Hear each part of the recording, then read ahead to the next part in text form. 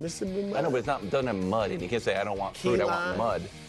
Key lime would work. Lime is fruit. That's why I asked. Bean pie is Brew good. doesn't want hot fruit, is what he meant. Hot fruit. But cold fruit, he's okay. Yeah. Key lime, lime is 100% fruit. Afternoon Headlines sponsored by Ram Trucks Built to Serve. Welcome back to another installment of Walking Boot Weekly. Busy week for us. We got 2 episodes. After a somewhat uneventful offseason, we have news. Dak Prescott was in a walking boot. Clarence Hill Jr. of the Fort Worth Star-Telegram relaying this info from Dak himself, who was in a walking boot, as you can see there. I'm great, so no worries.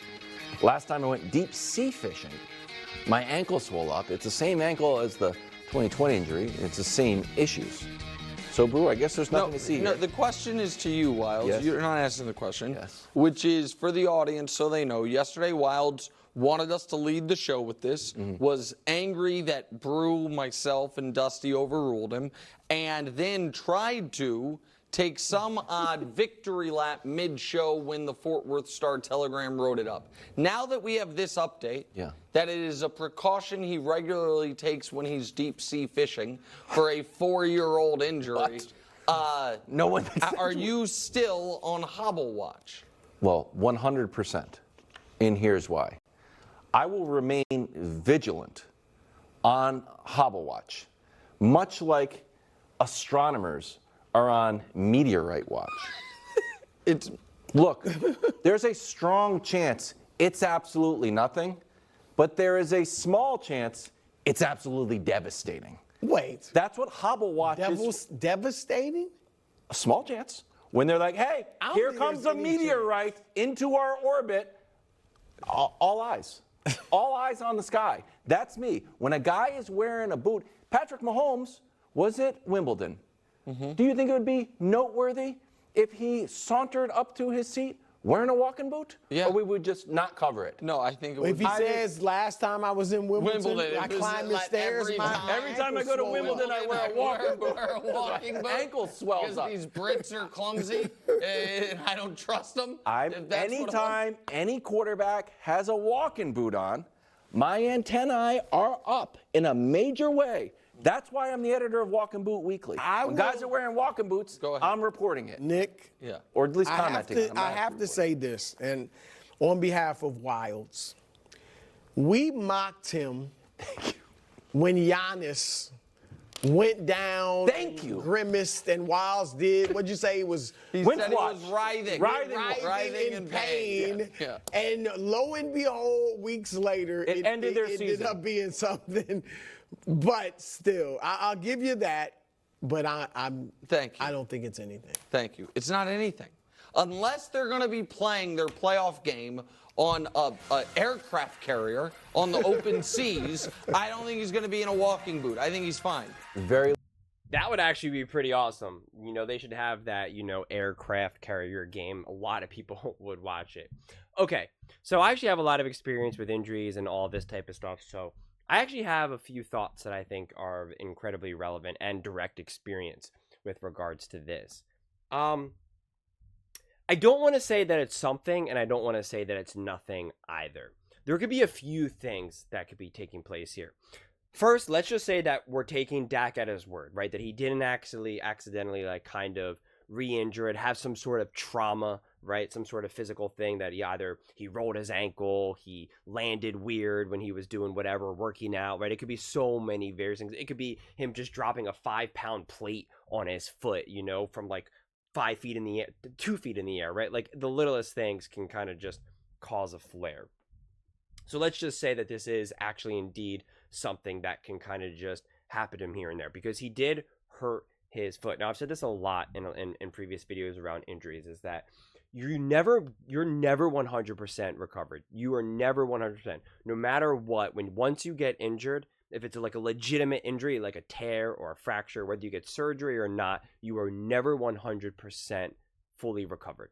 That's just a fact, right? You can get to 99.9, but you were never there. It doesn't mean where, let's say you could run, I'm just making stuff up now, right? Like you could run a mile in 5 minutes, right?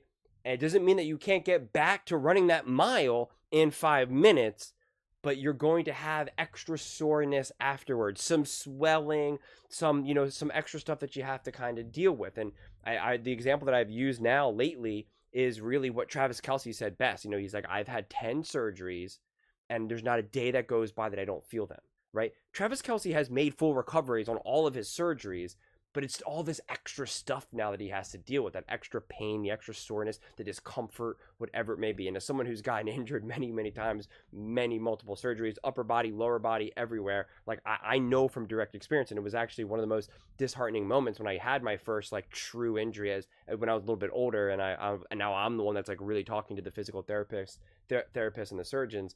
And I remember I was like, I'm going to get back to 100%. And the physical therapist was like, yeah, we'll try. And I was just like, what do you mean we'll try? And she's like, yeah, it's just we'll get you as close as we can to what you were before.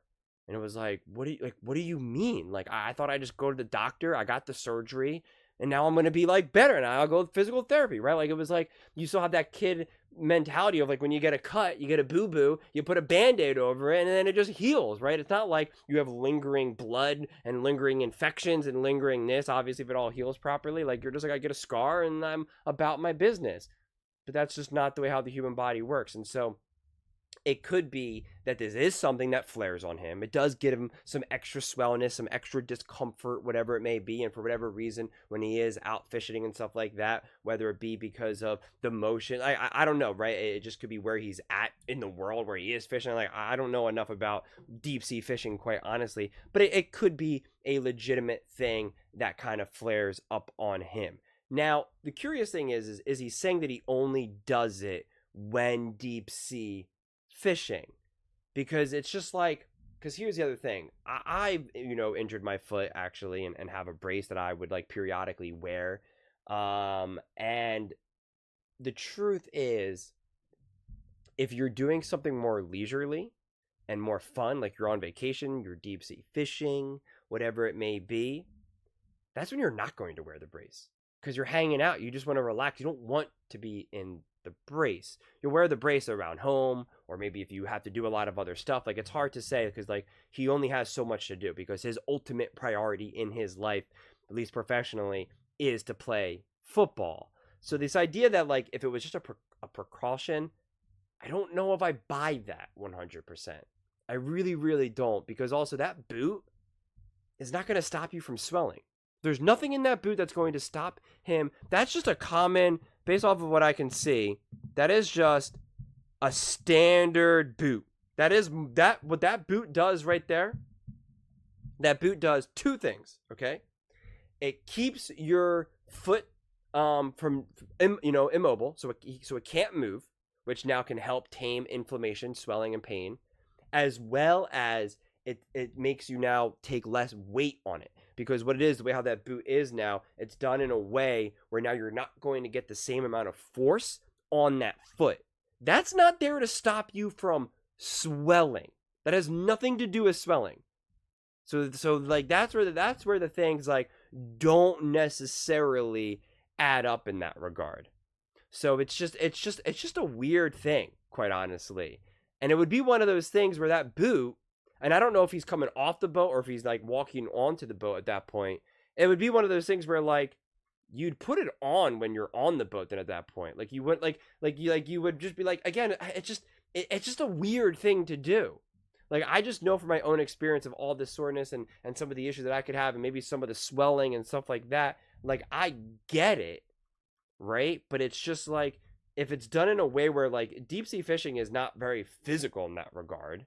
And you can have, again, I guess maybe more of like the rocking. And so now your foot is, you're using your feet to actually like kind of like stabilize yourself. And so now you're also exercising in a way that your foot is not normally doing. So that also now causes more likelihood of you getting more swelling, more soreness, because your body wants to be able to do what it does all the time. If you run every single day, you're probably not going to get that sore, and you can be in great shape. But now you decide to go rock climbing or ride a bike, you're going to feel really sore because it's called a novelty stimulus. That's what happens. And so Dak is most likely, even though he's obviously in great physical shape and does a million drills and fitness type stuff for football, it's still working out in a way that he's just not normally so that could also then be what afterwards causes that extra kind of swelling and stuff like that, and he's just trying to get ahead of it. So again, it's not the biggest deal in the world, but it is something that he's clearly dealing with.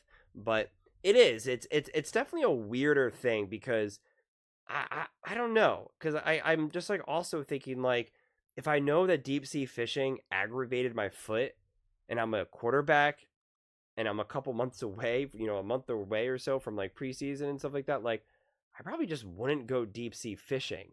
So the whole story is just kind of weird. It is one of also those weird stories because it's like, it is July and we're like trying to talk about something, but it's a weird thing to do. It is. And he knows people are going to see him and he's going to get photographed.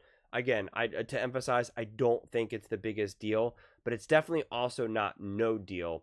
But I don't think it's going to be something, unless he honestly legitimately re-aggravated it, I don't think it's going to be something that's going to have any sort of like measurable impact moving forward. But I will say this clearly does show that Dak deals with some of these things, which is why over the years he has been less mobile. And this idea that someone like Dak has another 4, 5, 6, 7 great years ahead of him, when you're wearing a boot just to go deep sea fishing, right? It's like an old person who has to put on glasses just to read. They're no longer in their prime, right? That just is the reality of the situation. So to me, this is actually more telling about Dak's overall health as a whole than anything. Because these are the things that usually you have to deal with when you're 35, 36, 37, 38, right? Like Kobe talked about this tremendously. Like when he was younger, he could just ball, play, never had to ice down, didn't have to do much to warm up. But then by the time he was in his 30s, he still felt as though that he could play at the same level and was still just as good, but he had to ice down everything. And he then also had to do this whole series of things just to get his body warmed up to play in the first place. And you saw that with the Warriors as they were getting older. Draymond Green covered in ice and all this type of stuff. In the beginning of their dynasty run, they didn't have to do any of that type of stuff. So those things are typically the signs of the beginning of the end. They just are. That's just how the human body works. So, just not the best look for Dak when he's trying to become the highest paid quarterback of all time, with probably the most guaranteed money of all time. So just weird and a bad move from my viewpoint when you're looking for a new contract for Dak. Even if it's no deal at all, it's still just sending like a weird message out. But those are just my thoughts on some good old-fashioned July football news with the Dallas Cowboys. But those are just my thoughts. I would absolutely love to hear yours. What do you guys all think? Do you think this is the biggest deal you've ever heard? Or do you think that this is just nonsense, no deal whatsoever? Let's keep on keeping on. Let me know in the comments below. I read every single comment, so whether you agree with me or disagree with me. Either way, let's get in some discussions. Let's get in some fights. But ultimately, let's just have some fun. And please do consider subscribing. We are building an amazing community here, and I would absolutely love to see you part of it. I want to build something that we all genuinely feel connected to, something that we're really excited to be part of. I think we're well on our way to doing it. And please don't forget to give this video a thumbs up, as it really does help with the visibility and the algorithm. Thank you so much, and see you next time.